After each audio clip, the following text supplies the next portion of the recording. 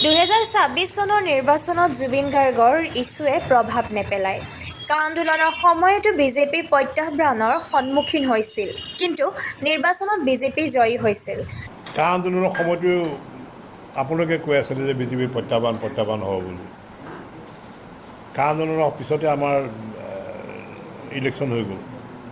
আমি এবছলিউট মেজৰিটিত আমি চৰকাৰ গঠন কৰিলোঁ।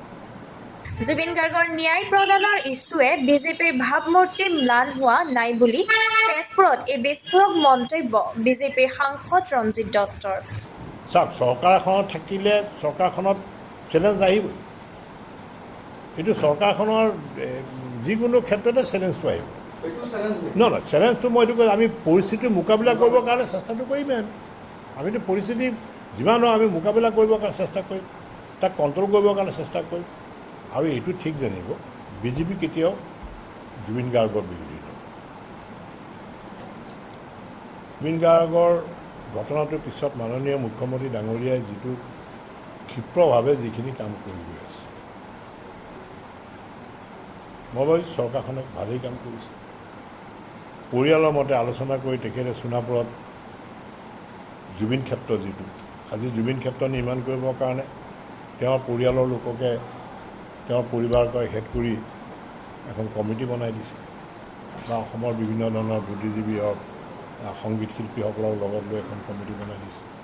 মুখ্যমন্ত্ৰীয়ে যিমানখিনি পাৰিছে মুখ্যমন্ত্ৰীয়ে এইটো চাওক, এইটো বিৰোধীয়ে এনেকুৱা ধৰণৰ কামবিলাক কৰিবৰ কাৰণে চেষ্টা কৰে।